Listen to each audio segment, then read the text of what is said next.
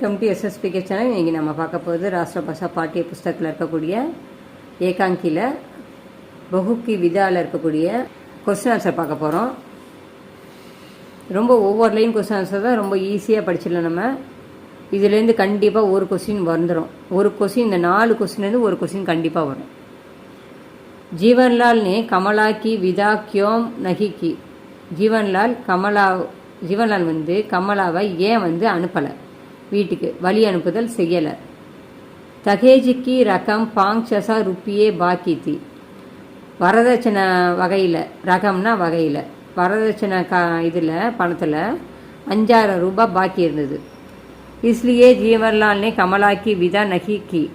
இதனால் ஜீவன்லால் வந்து கமலாவுக்கு வழி அனுப்புதல் செய்யலை. கமலா கி சாஸ் ராஜேஸ்வரி கைசே அவுரத்துத்தி. கமலாவோட மாமியார் ராஜேஸ்வரி எப்படிப்பட்ட பெண். கமலா கி சாஸ் ராஜேஸ்வரி மம்தா கி மூத்தி.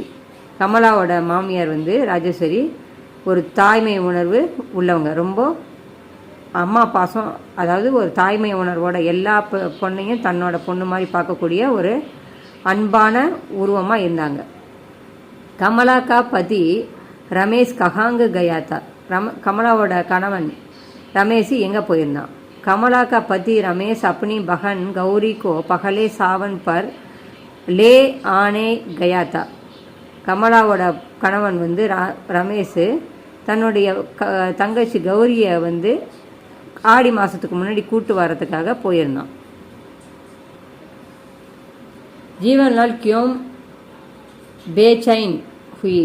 ஜீவன்லால் ஏன் வந்து ரொம்ப வந்து வருத்தப்பட்டார். தகேஜி பூரானா தேனே கே காரன் கௌரிக்கு விதாயி நகி ஹுயி.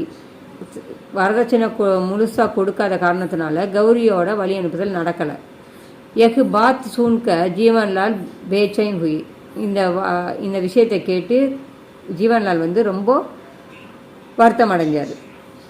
இதோட இந்த கொஸ்டின் ஆன்சர் முடிஞ்சுது. அடுத்த வீடியோவில் நம்ம வந்து ERC பார்த்துடலாம். இது ரொம்ப 4 கொஸ்டின் ரொம்ப ஈஸியான கொஸ்டின்ஸு. படிச்சிங்கன்னா ஈஸியாக எழுதிடலாம். இதுலேருந்து கண்டிப்பாக ஒரு கொஸ்டின் வரும் எக்ஸாமில். கண்டிப்பாக இதுலேருந்து ஒரு கொஸ்டின் உண்டு. இந்த வீடியோ உங்களுக்கு பிடிச்சிருந்தா லைக் பண்ணுங்கள், ஷேர் பண்ணுங்கள், சப்ஸ்கிரைப் பண்ணுங்கள். நன்றி, வணக்கம்.